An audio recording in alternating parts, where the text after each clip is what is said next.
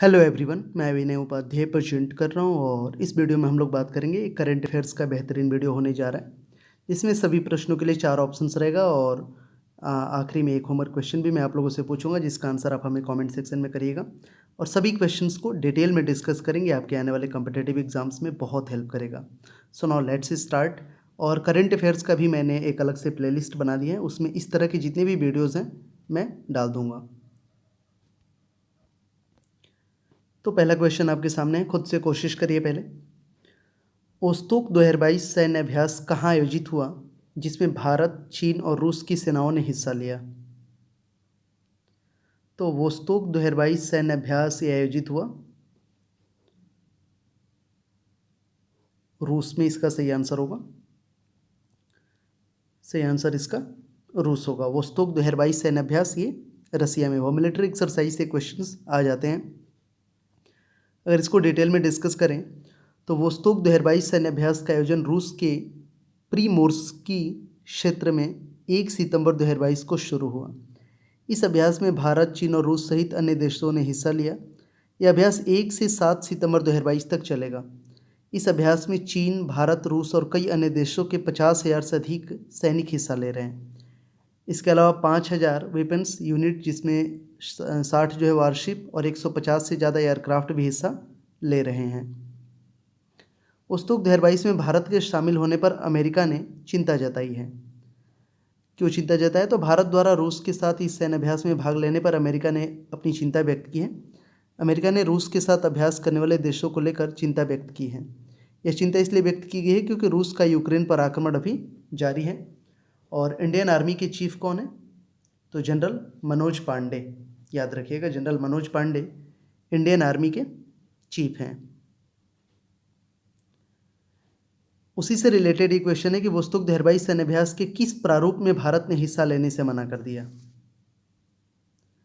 तो इसमें जो नेवल ड्रिल था ना, इसमें पार्टिसिपेट करने से इंडिया ने मना कर दिया है। ओस्तोक 2022 सैन्य अभ्यास में नेवल ड्रिल में भारत ने हिस्सा लेने से मना कर दिया है। रूसी नौसेना और चीनी People's Liberation Army Navy PLAN के युद्धपोत ओस्तोक 2022 के हिस्से के रूप में ओखोटस्क सागर और जापान सागर में अभ्यास में भाग लेंगे, लेकिन भारत ने इस क्षेत्र में होने वाले नेवल ड्रिल में हिस्सा लेने से मना कर दिया है। जापान की संवेदनशीलता को आहत करने से बचने के लिए भारत इस नेवल ड्रिल में हिस्सा नहीं लेगा।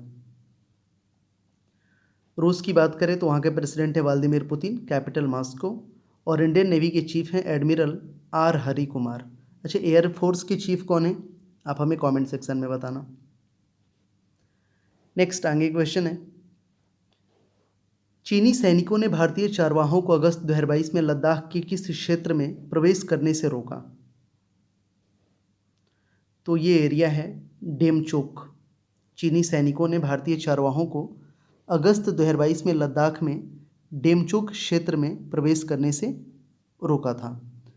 इसको अगर डिटेल में समझें तो लद्दाख के डेमचोक में 21 अगस्त 2022 को चीनी सेना ने भारतीय चारवाहों को रोका। चीनी पीपुल्स लिबरेशन आर्मी ने डेमचोक में CNN जंक्शन पर सैडल पास के पास भारत की धारणा वाली लाइन ऑफ एक्चुअल कंट्रोल के भीतर चारवाहों की उपस्थिति पर आपत्ति जताई है। अब क्या है, इसको समझते हैं हम लोग। इस घटना को लेकर चीन और भारत में क्या बात हुई है? तो इस घटना के बाद भारतीय सेना के कमांडरों और चीनी सेना के बीच इस मुद्दे को सुलझाने के लिए कुछ बैठकें हुई हैं। चारवाही क्षेत्र में बार बार आते रहे हैं। वर्ष 2019 में मामूली हाथापाई भी हुई थी। इस बार जब चारवाहे पशुओं के साथ गए तो चीनियों ने आपत्ति जताई कि यह उनका क्षेत्र है। न्यूज़पेपर द हिंदू में लिखा है कि दोनों सेनाओं के बीच कोई आमना सामना नहीं हुआ। LAC पर तनाव को बढ़ने से रोकने और शांति बनाए रखने के स्थानीय कमांडरों के बीच यह एक नियमित बातचीत थी। यह सहमत प्रोटोकॉल के हिस्से के रूप में LAC के साथ नियमित रूप से होता रहता है। LAC पर चीन और भारत का गतिरोध की बात करें तो भारत और चीन अप्रैल 2020 में इस क्षेत्र में आमने सामने खड़े हुए हैं। 15 जून 2020 को गलवान की घटना भी हो चुकी है, अगर आपको याद हो तो। आगे बढ़ते हैं, नेक्स्ट क्वेश्चन देखेंगे। वित्त वर्ष 2022-23 की पहली तिमाही में भारत की GDP विकास दर कितनी रही? तो वित्त वर्ष 2022-23 की पहली तिमाही कहने का मतलब अप्रैल से जून 2022, तो भारत की जो ग्रोथ रेट रही है वो रही है 13.5%। पहली तिमाही में। अब थोड़ा सा समझते हैं, जीडीपी वगैरह भी मैं इसमें डिस्कस करूंगा आपसे। पहली तिमाही का मतलब हो गया अप्रैल जून 2022। अप्रैल से फाइनेंशियल ईयर शुरू होता है 1 अप्रैल से, तो अप्रैल मई जून 3 महीना तिमाही। पहली तिमाही में जीडीपी ग्रोथ रेट 13.5% है। पहली तिमाही में जीवीए का मतलब ग्रॉस वैल्यू एडेड, ये 12.7% है। पहले तिमाही में कितनी जीडीपी, तो 36.85 लाख करोड़। पिछले वर्ष 2021-22 की पहली तिमाही में जीडीपी की विकास दर 20.1% रही थी। पिछले वर्ष 2021-22 की पहली तिमाही में जीडीपी 32.46 लाख करोड़ था, तो 32.46 लाख करोड़, और इस बार कितना है 36.85 लाख करोड़, यानी कि ज़्यादा है इस बार। और ग्रोथ रेट जो है ये इस पिछली बार 20.1% था, इस बार 13.5 है। जीडीपी ग्रोथ रेट के आंकड़े किसने जारी किए, तो राष्ट्रीय सांख्यिकी कार्यालय जो है एनएसओ, नेशनल स्टैटिस्टिकल ऑफिस ने ये आंकड़े 31 अगस्त 2022 को जारी किए। कोविड महामारी से पहले की तुलना में जीडीपी कितनी रही है, तो आप देख सकते हो वर्ष 2022-23 की पहली तिमाही 36.85 लाख करोड़, वर्ष 2019-20 की पहली तिमाही थी 35.49 लाख करोड़। मतलब कि 3 साल पहले की तुलना में भारत की जीडीपी में 3.8% की ग्रोथ हुई है। अब थोड़ा सा समझते हैं कि जीडीपी क्या होता है। सकल घरेलू उत्पाद यानी कि ग्रॉस डोमेस्टिक प्रोडक्ट किसी एक साल में देश में पैदा होने वाले सभी सामानों और सेवाओं की कुल वैल्यू को कहते हैं।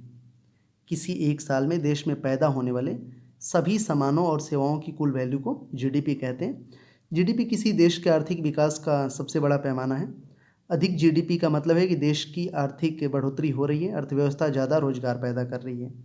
कम जीडीपी का मतलब है कि आर्थिक तौर पर पिछड़ रहे हैं और बेरोजगारी की समस्या बढ़ रही है।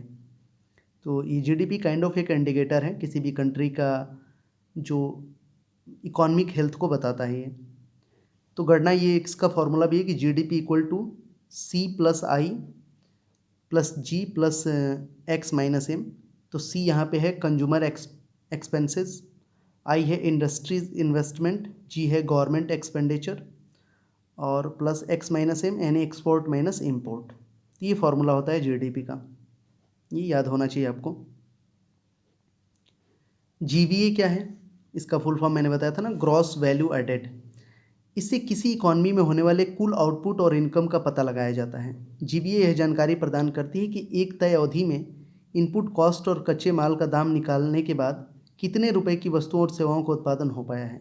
इसका साथ ही यह जानकारी भी मिलती है कि किसी खास क्षेत्र, उद्योग या सेक्टर में कितना उत्पादन हो सका है। नेक्स्ट क्वेश्चन आपके सामने है, आप खुद से अटेम्प्ट करो इसे। आईएमएफ इंटरनेशनल मॉनेटरी फंड ने अस्थायी रूप से श्रीलंका को कितने बिलियन डॉलर के लोन देने पर सहमति जताई है। आपको पता होगा श्रीलंका में क्राइसिस है और अभी बहुत परेशान है श्रीलंका। तो ऐसे अभी जब मैं वीडियो बना रहा हूँ तभी जो एशिया कप क्रिकेट टूर्नामेंट चल रहा था, तो इसमें श्रीलंका ने जीत लिया है। तो देखो इसका आंसर हो जाएगा option number B, 2.9 billion dollar. International Monetary Fund ने अस्थायी रूप से श्रीलंका को 2.9 बिलियन डॉलर के लोन देने पर सहमति जताई है। इसको डिटेल में अगर हम समझें, इंटरनेशनल मॉनेटरी फंड संयुक्त राष्ट्र की एक एजेंसी है और एक अंतर्राष्ट्रीय वित्तीय संस्थान है। इसका मुख्यालय वाशिंगटन डीसी में है। इस संस्थान में 190 देश शामिल हैं। इस संस्थान का मिशन वैश्विक मौद्रिक सहयोग को बढ़ावा देने और वित्तीय स्थिरता को सुरक्षित करना है। इसके अलावा उच्च रोजगार और सतत आर्थिक विकास को बढ़ावा देना और दुनिया भर में गरीबी को कम करने के लिए काम करना है। आईएमएफ की बात करें हम लोग तो एमडी और सीईओ हैं क्रिस्टलिना जॉर्जिएवा। आईएमएफ ने संकटग्रस्त श्रीलंका को 2.9 बिलियन डॉलर के लोन को देने पर सहमति जताई है। आईएमएफ स्टाफ और श्रीलंकाई अधिकारियों ने 1 सितंबर 2022 इसके लिए एक कर्मचारी स्तरीय समझौता किया। समझौते में श्रीलंका के आर्थिक नीतियों का समर्थन करने के लिए 48 महीने 4 वर्ष की जो है एक्सटेंडेड फंड फैसिलिटी EFF के तहत 2.9 बिलियन डॉलर का लोन प्रदान करने पर सहमति जताई गई। इस लोन का लक्ष्य 2024 तक श्रीलंका के सकल घरेलू उत्पाद को 2.3% के प्राथमिक अधिशेष यानी सरप्लस तक पहुंचाना है। तो ये फंड याद रखिएगा $2.9 बिलियन, और IMF के बारे में भी आपको पता होना चाहिए। अभी एक और चीज़ है कि ये लोन जो है ये भी पक्का नहीं है कि ये $2.9 बिलियन इसे मिलेगा ही। श्रीलंका और IMF के बीच एक प्रारंभिक समझौता है। इसे जो है IMF प्रबंधन और उसके कार्यकारी बोर्ड द्वारा अनुमोदित किया जाना बाकी है। यह भी तभी आगे बढ़ेगा जब श्रीलंका के अधिकारी पहले से सहमत उपायों को अमल में लाएंगे। IMF का यह लोन श्रीलंका की मदद कैसे करेगा, इसको समझते हैं। तो अर्थव्यवस्था को स्थिर करने और विकास को बढ़ावा देने में मदद करने के लिए धन 4 वर्षों में वितरित किया जाएगा। इंडियन एक्सप्रेस के अनुसार इस लोन से सरकार का राजस्व बढ़ेगा। इस राजस्व से सरकार राजकोषीय समेकन, ईंधन और बिजली के लिए नए मूल्य निर्धारण और सामाजिक खर्च में वृद्धि कर सकेगी। इसके अलावा केंद्रीय बैंक की स्वायत्ता को मजबूत करने और समाप्त विदेशी भंडार के पुनर्निर्माण में भी मदद मिलेगी। यह लोन जो है प्रमुख कर सुधारों को लागू करेगा। इन सुधारों में व्यक्तिगत आयकर को और अधिक प्रगतिशील बनाना है और कॉरपोरेट आयकर के लिए कर आधार को व्यापक बनाना शामिल है। तो ये सब चीज़ें हैं इसमें।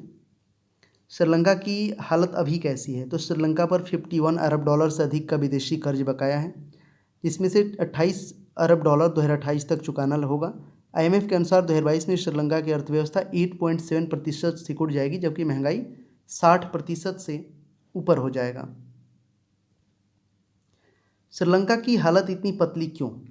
तो इंडियन एक्सप्रेस के अनुसार अर्थव्यवस्था पर संकट वर्षों के कुप्रबंधन और भ्रष्टाचार जैसी डोमेस्टिक फैक्टर से उपजा है। श्रीलंका की हालत पिछले कई सालों से खराब हो रही है। वर्ष 2019 में चर्चों, होटलों और ईस्टर आत्मघाती बम विस्फोटों में 260 से अधिक लोग मारे गए। इस घटना ने श्रीलंका के पर्यटन को तबाह कर दिया, जो कि विदेशी मुद्रा का एक प्रमुख स्रोत है। इसके बाद कोविड-19 महामारी फैली और इससे अर्थव्यवस्था बर्बाद हो गई।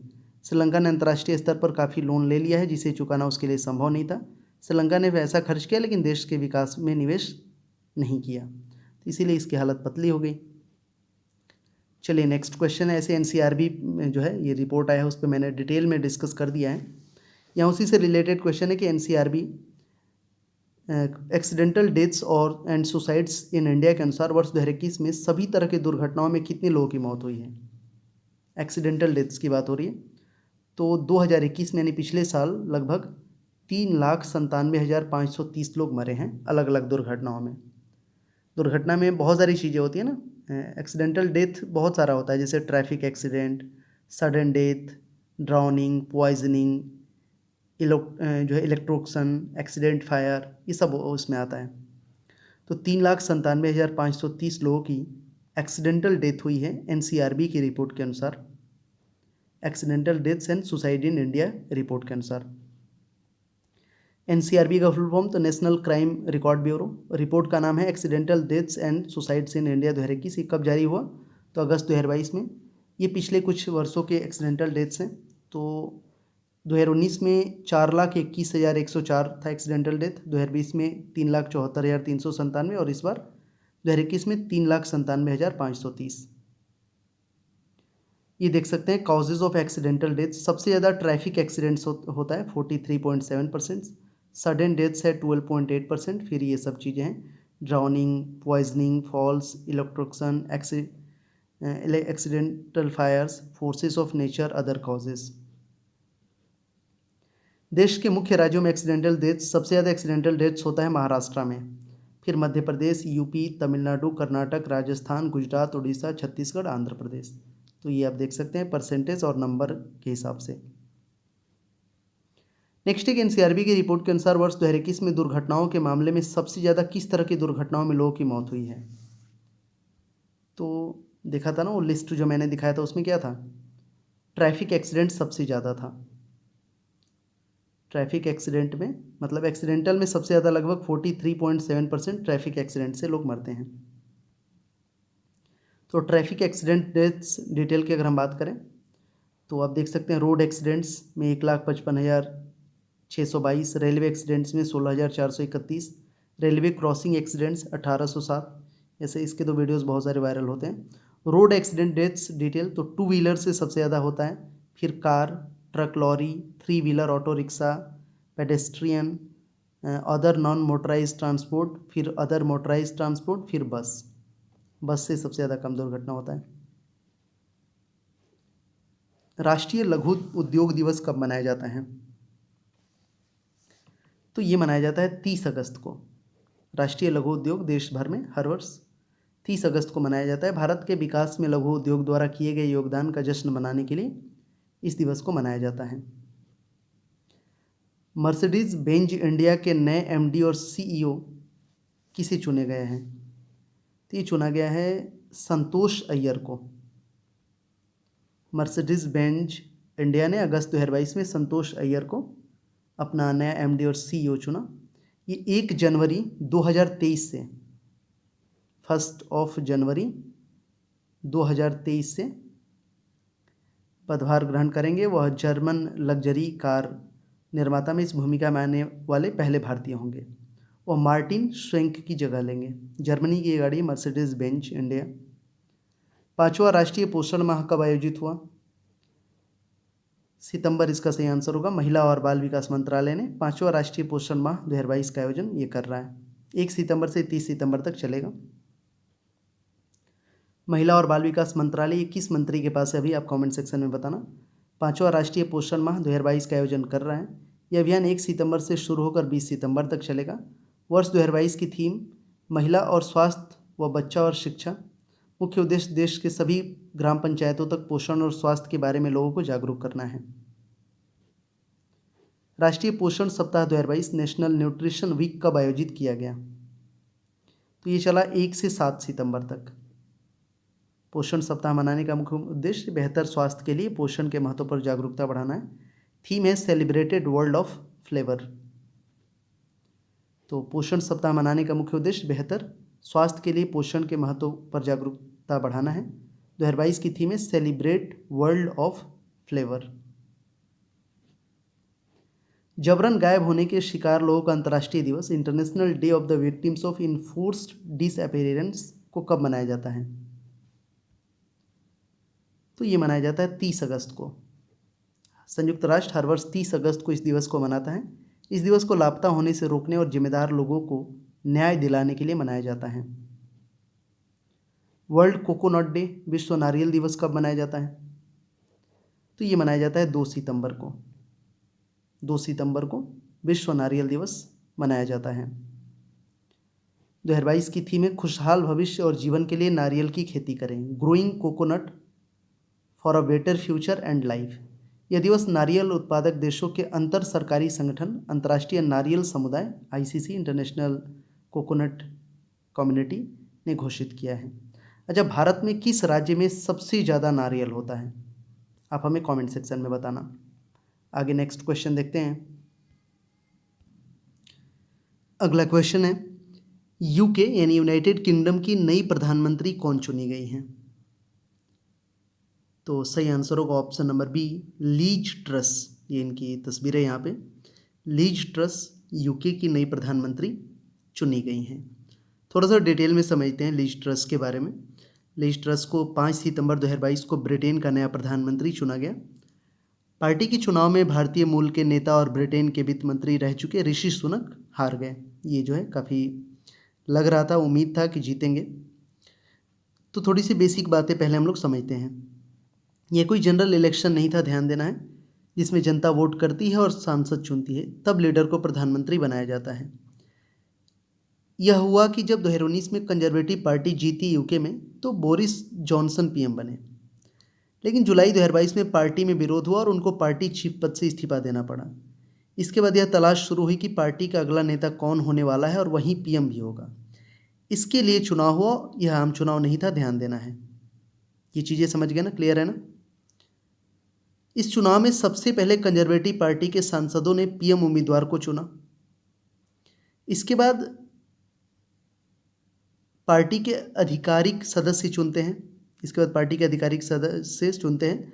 लगभग 1,60,000 वोटर जो है होते हैं। तो उन्होंने लीज ट्रस को यूनाइटेड किंगडम का नया पीएम चुन लिया है। ऋषि सुनक लगभग 20,000 वोट से हार गए। ऋषि सुनक क्यों हारे, अब थोड़ा सा ये समझते हैं। तो ऋषि सुनक कंजर्वेटिव पार्टी के सांसदों की वोटिंग में आगे रहे थे, लेकिन अंतिम फैसला पार्टी के रजिस्टर्ड मेंबर्स को करना था और इसमें वह हार गए। ब्रिटिश मीडिया इसकी कई वजह बता रही है। पहली की पत्नी अक्षता उद्योग पति नारायण मूर्ति की बेटी है जो के पास ब्रिटेन की नागरिकता न होना। आरोप लगा कि ऋषि सुनक ने पत्नी का टैक्स बचाया और नागरिकों पर लगाया। दूसरा ये कि कंजर्वेटिव पार्टी के ज़्यादातर ब्रिटिश मेंबर अपने ही देश के नागरिक को प्रधानमंत्री बनाना चाहते थे। तो कंजर्वेटिव पार्टी है, एक लेबर पार्टी भी है वहाँ पे। तीसरी बात ये लगी कि आरोप लगा कि ऋषि सुनक के पास अमेरिका का ग्रीन कार्ड है, लेकिन वह इस पर चुप रहे। चौथी बात ये बोली गई कि बोरिस जॉनसन भी सुनक के फेवर में नहीं थे। उन्होंने खुलेआम पार्टी मेंबर से ऋषि सुनक को हराने की अपील की थी। पार्टी मेंबर्स मान रहे थे कि सुनक की वजह से ही जॉनसन को इस्तीफा देना पड़ा। उन्हें पीठ में छुरा घोंपने वाला तक कहा गया। लीज ट्रस की बात करें तो 47 ईयर्स ओल्ड हैं। इनका जन्म 1975 में ऑक्सफोर्ड इंग्लैंड में हुआ है।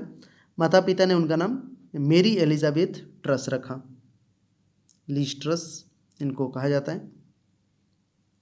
इनके अगर राजनीतिक कैरियर पे हम लोग देखें तो ट्रस जो है वर्ष 1996 में कंजर्वेटिव पार्टी में शामिल हुई। वर्ष 2010 में वो पहली बार सांसद चुनी गई। सांसद बनने के 2 साल बाद वह शिक्षा मंत्री भी बनी। वर्ष 2014 में उन्हें पर्यावरण मंत्री बनाया गया। वर्ष 2016 में उन्हें न्याय सचिव बनाया गया। वर्ष 2017 में उन्हें ट्रेजरी प्रमुख का पद दिया गया। वर्ष 2019 में जब जॉन जो है बैरसन प्रधानमंत्री बने तो लीज ट्रस को विदेश सचिव बना दिया गया। तो ये इनका अब तक का राजनीतिक कैरियर, और फिलहाल ये यूके की प्राइम मिनिस्टर बन चुकी हैं। अगला क्वेश्चन है कि साइरस मिस्त्री का निधन सड़क दुर्घटना में 4 सितंबर 2022 को हो गया। वह किस औद्योगिक समूह के चेयरमैन रह चुके थे? तो ये चेयरमैन रह चुके थे टाटा ग्रुप के। टाटा ग्रुप के पूर्व चेयरमैन साइरस मिस्त्री का सड़क दुर्घटना में निधन हो गया। ये 54 ईयर्स के थे।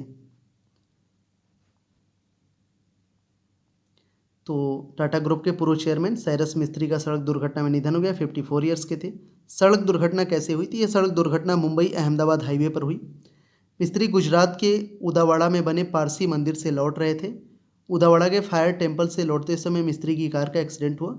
द हिंदू के अनुसार उनकी मर्सिडीज़ का कार जो है पालघर के कासा के पास चरोटी गांव में सूर्या नदी के पुल पर रोड डिवाइडर से टकराई। कार में मिस्त्री जहांगीर दिनसा पंडोले, अनायता पंडोले और उनके पति दरियस पंडोले सवार थे। सिर में चोट लगने से साइरस मिस्त्री की मौत हुई। कार को अनायता यानी मुंबई में डॉक्टर हैं ड्राइव कर रही थी। टक्कर होने के बाद कार के एयरबैग भी खुले, लेकिन इसके बावजूद भी मिस्त्री के साथ एक और व्यक्ति की मौके पर ही मौत हो गई। डॉक्टरों ने दावा किया कि साइरस मिस्त्री की मौत सिर में चोट लगने की वजह से हुई है। मरने वाले दूसरे व्यक्ति का नाम जहांगीर दिनसा पंडोले है। अनायता पंडोले महिला और उनके पति दरियस पंडोले घायल हुए हैं। मिस्त्री और जहांगीर के शव को पोस्टमार्टम के लिए अस्पताल ले जाया गया था। उदावाड़ा का पारसी मंदिर इसको समझ लेते हैं तो गुजरात के उलसाड़ जिले का तटीय नगर है। यह पारसी समुदाय का पवित्र मंदिर है। इसे पारसियों का फायर टेम्पल कहा जाता है। यह मौजूद पवित्र अग्नि को पारसी ईरान से 1742 में लाए थे। बताया जाता है कि अग्नि 1290 साल से लगातार जल रही है। इसे अताश बहराम या ईरान शाह भी कहते हैं। साइरस मिस्त्री के बारे में थोड़ा सा जानते हैं तो साइरस पालोंजी मिस्त्री का जन्म 4 जुलाई 1968 को हुआ था। वह शाहपुरजी पालोंजी ग्रुप के प्रमुख पालोंजी मिस्त्री के छोटे बेटे थे। साइरस ने 1991 में अपनी फैमिली बिजनेस ज्वाइन किया था। उन्हें 1994 में शाहपुरजी पालोंजी ग्रुप का डायरेक्टर नियुक्त किया गया। पालोंजी ग्रुप का कारोबार कपड़े से लेकर रियल एस्टेट, हॉस्पिटैलिटी और बिजनेस ऑटोमेशन तक फैला हुआ है। अब थोड़ा सा समझते हैं कि टाटा ग्रुप के छठे ग्रुप चेयरमैन थे साइरस मिस्त्री। तो दिसंबर 2012 को रतन टाटा ने टाटा सन्स के चेयरमैन पद से रिटायरमेंट ले लिया था। इसी वक्त उन्हें टाटा सन्स का चेयरमैन बनाया गया था साइरस मिस्त्री को। टाटा के 150 साल से भी ज़्यादा समय के इतिहास में साइरस मिस्त्री छठे ग्रुप चेयरमैन थे। अक्टूबर 2016 में मिस्त्री को टाटा सन्स के चेयरमैन पद से हटा दिया गया था। उनकी जगह रतन टाटा को अंतरिम चेयरमैन बनाया गया था। यह विवाद सुप्रीम कोर्ट तक गया, लेकिन साइरस मिस्त्री की हार हुई। इसके बाद 12 जनवरी 2017 को एन चंद्रशेखरन टाटा सन्स के चेयरमैन बनाए गए। इस विवाद को लेकर टाटा सन्स का कहना था कि मिस्त्री के कामकाज का तरीका टाटा सन्स के काम करने के तरीके से मेल नहीं खा रहा था। इसी वजह से बोर्ड के सदस्यों का मिस्त्री पर से भरोसा उठ गया था। तो ये सब सीन था। टाटा ग्रुप के अब तक के चेयरमैन तो जमशेदजी टाटा, सर दोराबजी टाटा, नौरोजी सकल तवाला, JRD टाटा, रतन टाटा, साइरस मिस्त्री और अभी हैं एन चंद्रशेखरन। मतलब 150 साल पुरानी कंपनी है, लेकिन अभी 7 जो है, इसमें जो चेयरमैन बनता है वो लंबे समय तक रहता है, 25, 30, 40 साल तक। टाटा सन्स ग्रुप में किसका कितना हिस्सा है? तो अगर शेयर की बात करें तो टाटा ट्रस्ट का 66%, मिस्त्री फैमिली की 18.4%, टाटा कंपनीज का 13% और अन्य 2.6% है। मिस्त्री परिवार टाटा ट्रस्ट के बाद टाटा सन्स में दूसरे बड़े शेयर होल्डर्स हैं। अगला क्वेश्चन है, AIFF all India football federation का नया अध्यक्ष किसे चुना गया है? तो नया अध्यक्ष चुना गया है कल्याण चौबे को। ऑप्शन डी इसका सही आंसर होगा। भारत से फीफा का निलंबन हटने के बाद ऑल इंडिया फुटबॉल फेडरेशन के संचालन के लिए नया प्रेसिडेंट को चुन लिया गया है। ऑल इंडिया फुटबॉल फेडरेशन ने 2 सितंबर 2022 को कल्याण चौबे को अपना नया अध्यक्ष चुना। ऑल इंडिया फुटबॉल फेडरेशन ने अपने 85 साल के इतिहास में पहले अध्यक्ष के रूप में एक पूर्व खिलाड़ी को चुना है। उन्हें प्रफुल्ल पटेल की जगह चुना गया है। सुप्रीम कोर्ट के आदेश के चलते ऑल इंडिया फुटबॉल फेडरेशन ने दिल्ली हेडक्वार्टर में चुनाव कराया था। इस चुनाव में कल्याण चौबे ने अध्यक्ष पद के लिए चुनाव में बाईचुंग भूटिया को हराया। इस चुनाव में कल्याण चौबे को 34 में से 33 वोट मिले, बाईचुंग भूटिया को सिर्फ 1 वोट मिला। कल्याण चौबे की बात करें तो वह भारतीय फुटबॉल टीम के पूर्व गोलकीपर रह चुके हैं। वह वर्ष 1997-98 में कोलकाता जायंट्स मोहन बागान के लिए खेल चुके हैं। 19 बंगाल की टीम में गोलकीपिंग भी की है इन्होंने। वर्ष 1997 में Indian footballer of the year का अवार्ड भी जीता है। चौबे वर्ष 2015 में भाजपा से जुड़े हुए हैं। वर्ष 2019 के लोकसभा चुनाव में बीजेपी ने इन्हें बंगाल के कृष्णानगर सीट से टिकट दिया था, लेकिन वह इस चुनाव में हार गए थे। लेकिन अब ऑल इंडिया फुटबॉल फेडरेशन के चेयरमैन बन गए हैं। अगला क्वेश्चन है और ये बहुत इंपॉर्टेंट है। कुशियारा नदी के पानी के हिस्से को लेकर भारत और किस देश ने समझौता ज्ञापन के मसौदे को अंतिम रूप दिया है? तो सही आंसर होगा option number D, Bangladesh. Kushiyara नदी के पानी के हिस्से को लेकर भारत और बांग्लादेश ने समझौता ज्ञापन के मसौदे को अंतिम रूप दिया है। इसको समझते हैं डिटेल में। तो भारत और बांग्लादेश नदी आयोग की 38वीं मंत्री स्तरीय बैठक 25 अगस्त 2022 को नई दिल्ली में हुई। इस दौरान दोनों देशों के बीच कुशियारा नदी के पानी को अंतरिम तौर पर साझा करने के लिए समझौता ज्ञापन के मसौदे को अंतिम रूप दिया गया। कुशियारा नदी की बात करें तो कुशियारा नदी बांग्लादेश और असम भारत में एक वितरण नदी, डिस्ट्रीब्यूटर रिवर है। कुशियारा नदी बराक नदी की एक शाखा के रूप में भारत और बांग्लादेश की सीमा बनाती है। 38वीं मंत्री स्तरीय बैठक में और क्या हुआ? तो इस बैठक का महत्व इसलिए है क्योंकि 12 वर्षों के अंतराल के बाद इसका आयोजन किया गया था। हालांकि इस दौरान संयुक्त नदी आयोग के प्रारूप के तहत दोनों पक्षों के बीच तकनीकी बातचीत चल रही है। इस बैठक में दोनों देशों में मौजूद नदियों के जल को साझा करना, बाढ़ के आंकड़ों को साझा करना, नदी के प्रदूषण को रोकना, नदियों के तटों की सुरक्षा के लिए कार्य करना आदि शामिल था। भारत और बांग्लादेश कितनी नदियों को साझा करते हैं? तो भारत और बांग्लादेश आपस में 54 नदियों को साझा करते हैं। इनमें से ऐसी 7 नदियों को पहले ही चिन्हित कर लिया गया था जिनके संबंध में जल के बंटवारे पर प्राथमिकता के आधार पर प्रारूप तैयार किया जाना है। बैठक के दौरान दोनों पक्षों ने सहमति व्यक्त की कि पहले से जारी सहयोग के इस क्षेत्र को विस्तार दिए जाए। इसके संबंध में आंकड़ों के आदान प्रदान के लिए 8 नदियों को और जोड़ दिए जाएं। इस विषय पर संयुक्त नदी आयोग की तकनीकी समिति इस पर आगे चर्चा करेगी। तो ये याद रखना, ये 54 नदी जो है भारत और बांग्लादेश आपस में साझा करते हैं। संयुक्त नदी आयोग, ज्वाइंट रिवर कमीशन की बात करें तो भारत और बांग्लादेश संयुक्त नदी आयोग का गठन 1972 में किया गया था। इस गठन का साझा सीमावर्ती सीमा पार नदियों से जुड़े साझा हित वाले विषयों के समाधान के लिए किया गया था। बांग्लादेश की बात करें तो राजधानी यहाँ पे ढाका और पीएम शेख हसीना। नेक्स्ट है, भारत किस देश को फिर से पछाड़कर दुनिया की 5वीं सबसे बड़ी इकॉनमी बन गया है? तो यूके को पछाड़ के, यूनाइटेड किंगडम को पछाड़ के भारत दुनिया की 5वीं सबसे बड़ी इकॉनमी बन गया है। IMF इंटरनेशनल मॉनेटरी फंड ने ये डेटा दिया है। भारत एक बार फिर से दुनिया की 5th लार्जेस्ट इकॉनमी बन गया है। इंटरनेशनल मॉनेटरी फंड के मुताबिक हमने यूके को पीछे छोड़ दिया है, IMF ने बताया है। भारत एक बार फिर दुनिया की 5th लार्जेस्ट इकॉनमी बन गया है। IMF यानी इंटरनेशनल मॉनेटरी फंड के मुताबिक हमने यूनाइटेड किंगडम को पीछे छोड़ दिया है। हो सकता है आपके मन में कई सवाल आ रहे होंगे, तो जैसे 2019 में भारत ने यूनाइटेड किंगडम को पीछे छोड़ दिया था और 5वीं सबसे बड़ी अर्थव्यवस्था बन गया था 2019 में ही। हाँ, ऐसा हुआ था, लेकिन 2020 में हम फिर से यूनाइटेड किंगडम से पिछड़ गए थे। अब फिर से इकॉनमी के मोर्चे पर हमने ब्रिटेन को पछाड़ दिया और 5वें नंबर की लार्जेस्ट इकॉनमी बन चुके हैं। IMF के अनुसार ये टॉप 10 इकॉनमी वाले कंट्री हैं, देख सकते हैं उनकी GDP भी। USA की बात करें तो 25,350 अरब डॉलर, देख सकते हो आप। चीन का है 19,910 अरब डॉलर दूसरे नंबर पे। तीसरे पे जापान है 4,910 अरब डॉलर। चौथे पे जर्मनी 4,260 अरब डॉलर। पाँचवें पे भारत 3,534 अरब डॉलर। और UK है 3,376 अरब डॉलर।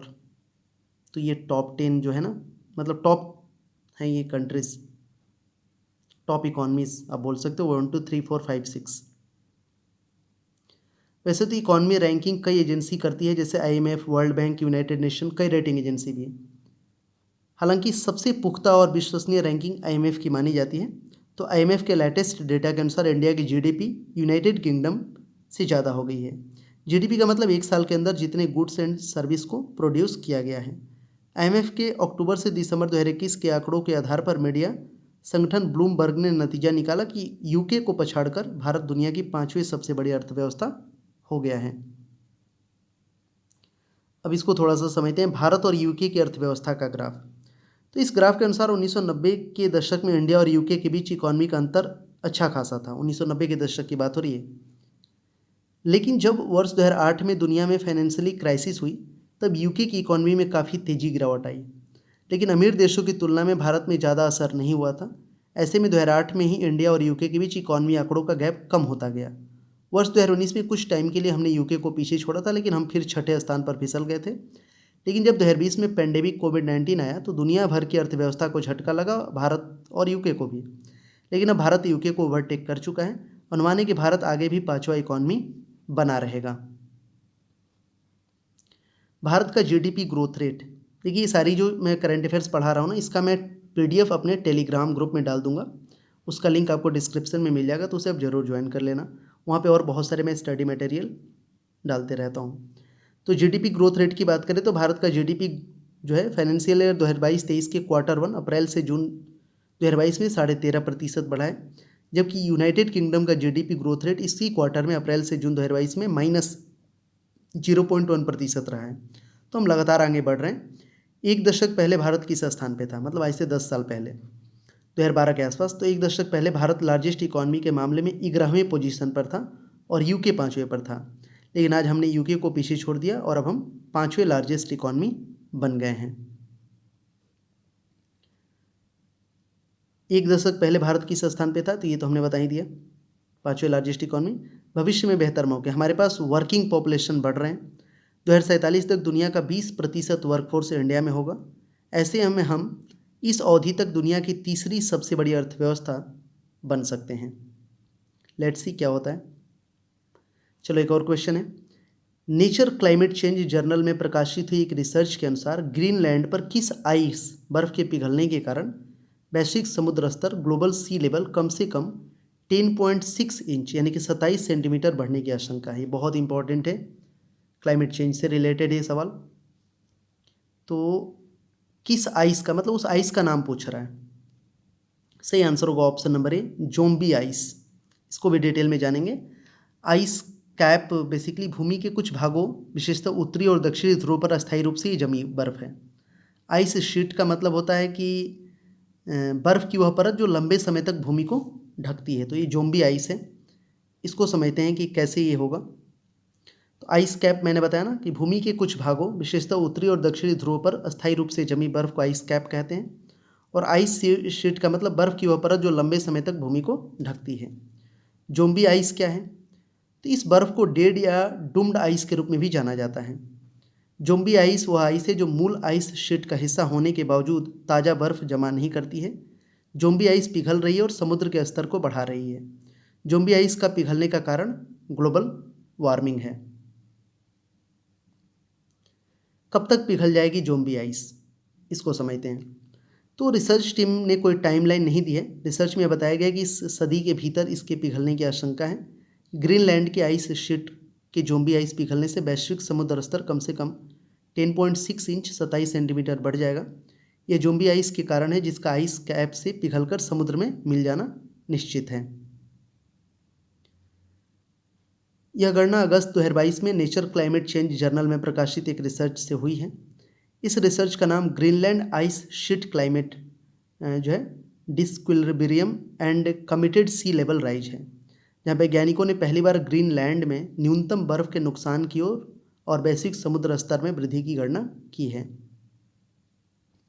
आगे क्या हो सकता है? तो वैज्ञानिकों ने गणना करके अनुमान लगाया कि इस सदी के भीतर ग्रीनलैंड की कुल बर्फ की मात्र 3.3% जो है पिघल जाएगी। यह तब भी होगा जब वैश्विक तापमान वर्तमान स्तर पर स्थिर हो जाएगा, लेकिन ग्लोबल वार्मिंग के बदतर होने के कारण सी लेवल की स्थिति और ख़राब हो सकती है।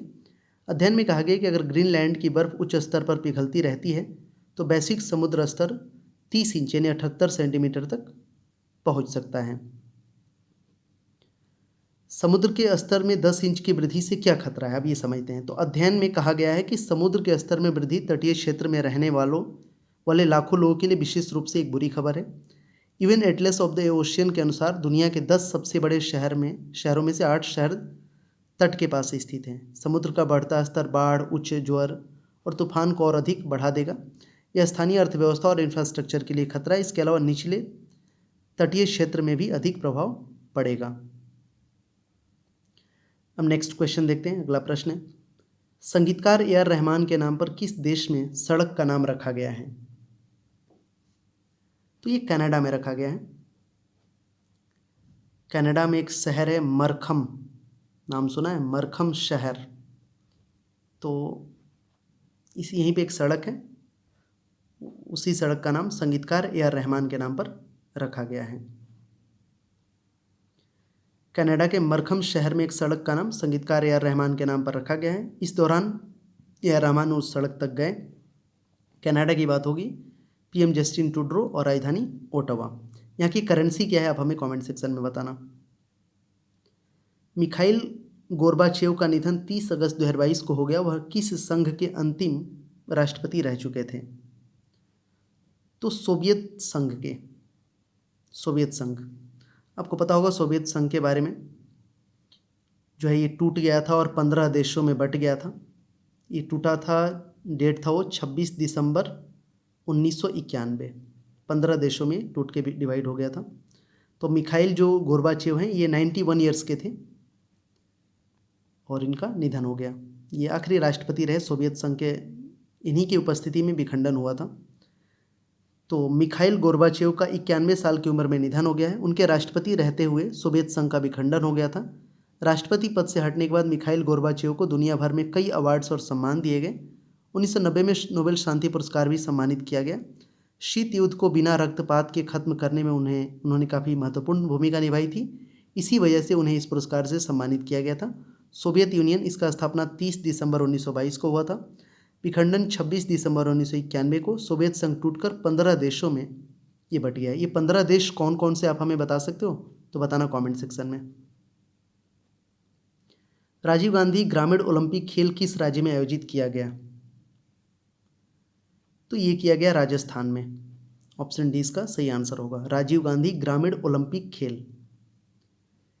इस खेल का आयोजन 29 अगस्त से 5 अक्टूबर तक, 5 अक्टूबर है या 5 सितंबर, इसको एक बार क्रॉस चेक करना। इसमें लगभग 10 लाख से ज़्यादा खिलाड़ियों ने हिस्सा लिया। खास बात है कि इस महाकुंभ में बच्चों के दादा दादी, चाचा चाची, नाना नानी और मम्मी पापा भी खेलते नजर आए। खेलों के आयोजन के लिए ग्राम पंचायत स्तर पर खेल मैदान तैयार किए गए।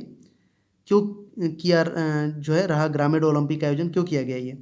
तो सरकार के अनुसार राजीव गांधी ग्रामीण ओलंपिक का मुख्य उद्देश्य गाँवों से बेहतर खिलाड़ियों को खोजकर आगे लाना, उनकी प्रतिभा को तराश कर उन्हें प्रोत्साहित करना और आम लोगों में खेल भावना को बढ़ावा देना है। इसका ये मेन एम था। इस ओलंपिक में कौन से गेम खेले गए? ओलंपिक है काइंड ऑफ, मतलब इसका नाम है राजीव गांधी ग्रामीण ओलंपिक। ये राजस्थान में हुआ है। तो इसमें ये खेल खेले गए kabaddi, shooting ball, kho kho, volleyball, tennis ball, cricket, hockey, ये सब गेम्स हुए। प्रोफेसर बी शेख अली का निधन 1 सितंबर 2022 को हो गया। वो इनमें से क्या थे? तो एक हिस्टोरियन थे, इतिहासकार थे बी शेख अली। ये 97 ईयर्स के थे और वह मंगलौर और गोवा विश्वविद्यालयों के पहले कुलपति भी थे। बी शेखली 97 ईयर्स के थे, वह मंगलौर और गोवा विश्वविद्यालयों के पहले कुलपति थे। वह 1986 में भारतीय इतिहास कांग्रेस के 47वें अधिवेशन में महासचिव और 1985 में दक्षिण भारत इतिहास कांग्रेस के संस्थापक अध्यक्ष थे। वह राज्य उत्सव पुरस्कार के प्राप्तकर्ता हैं और उन्होंने कुल 23 किताबें अंग्रेजी में और 8 अन्य उर्दू में लिखी थी। आकाशवाणी की समाचार सेवा प्रभाग यानी कि news services division of all India radio की महानिदेशक किसे नियुक्त किया गया है? तो ये नियुक्त किया गया है वसुधा गुप्ता को। वसुधा गुप्ता को आकाशवाणी की समाचार सेवा प्रभाग का महानिदेशक नियुक्त किया गया है। याद रखिएगा, अपॉइंटमेंट वाला है। वह सीनियर इंडियन इंफॉर्मेशन सर्विस की ऑफिसर हैं। वसुधा गुप्ता 31 अगस्त 2022 को आकाशवाणी के न्यूज सर्विसेज डिवीजन का महानिदेशक नियुक्त किया गया। इन्हें ऑल इंडिया रेडियो के महानिदेशक एन वेणुधर रेड्डी 31 अगस्त 2022 को रिटायर्ड हुए। वह 1989 बैच के IAS अधिकारी गुप्ता ने 32 सालों से अधिक से अपने कैरियर के दौरान सूचना एवं प्रसारण मंत्रालय में विभिन्न पदों पर कार्य किया है। तो IIS, अच्छा इनको बोलते हैं ना, IIS क्या होता है? तो इंडियन इंफॉर्मेशन सर्विस। अगला क्वेश्चन है कि अंतर्राष्ट्रीय चैरिटी दिवस, इंटरनेशनल डे ऑफ चैरिटी कब मनाया जाता है? तो ये मनाया जाता है 5 सितंबर को। मदर टेरेसा के निधन के दिन ही मनाया जाता है, वर्षगांठ पे। मदर टेरेसा के निधन के वर्षगांठ पर यह दिवस मनाया जाता है। संयुक्त राष्ट्र ने यह दिवस घोषित किया है। मदर टेरेसा को 1979 में गरीबी और संकट से उबरने के संघर्ष में किए गए काम के लिए शांति में नोबेल पुरस्कार मिला था। तो इनके निधन के वर्षगांठ के अवसर पर मनाया जाता है इंटरनेशनल डे ऑफ चैरिटी। और इन्हें नोबेल प्राइज मिला था 1979 में शांति के फील्ड में। राष्ट्रीय शिक्षक दिवस, नेशनल टीचर्स डे, बहुत इंपॉर्टेंट है, अभी मनाया गया ना, 5 सितंबर को मनाया जाता है हर साल राष्ट्रीय शिक्षक दिवस। भारत के जो पूर्व राष्ट्रपति रहे डॉक्टर सर्वपल्ली राधाकृष्णन, 2 बार उपराष्ट्रपति 1 बार राष्ट्रपति भी रहे, तो उन्हीं के जन्म दिवस पे मनाया जाता है। भारत के पूर्व राष्ट्रपति डॉक्टर सर्वपल्ली राधाकृष्णन के जन्म दिवस पर टीचर्स डे मनाया जाता है। डॉक्टर राधाकृष्णन का जन्म 5 सितंबर 1888 को हुआ था। वह एक दार्शनिक, विद्वान और भारत रत्न पुरस्कार विजेता थे। वह भारत के दूसरे राष्ट्रपति 62 से 67 और भारत के पहले उपराष्ट्रपति 52 से 62, मतलब 10 साल उपराष्ट्रपति और 5 साल राष्ट्रपति रहे। भारत का सर्वोच्च सम्मान भारत रत्न से सम्मानित किए जाने वाले पहले व्यक्ति डॉक्टर सर्वपल्ली राधाकृष्णन हैं। 1954 में इन्हें भारत रत्न से नवाजा गया था। स्टारबक्स ने अपना नया CEO भारतीय मूल के किस व्यक्ति को नियुक्त किया है? तो ये नियुक्त किया है लक्ष्मण नरसिम्हन को। स्टारबक्स ने अपना नया CEO भारतीय मूल के जो है लक्ष्मण नरसिम्हन को नियुक्त किया है। स्टारबक्स ने 1 सितंबर 2022 को भारतीय मूल के लक्ष्मण नरसिम्हन को अपना CEO नियुक्त किया। उन्हें हावर्ड शुल्ज की जगह बनाया गया। नरसिम्हन अक्टूबर 2022 में स्टारबक्स में शामिल होंगे और अप्रैल 2023 में स्टारबक्स के अंतरिम CEO हावर्ड शुल्ज से पदभार ग्रहण करेंगे।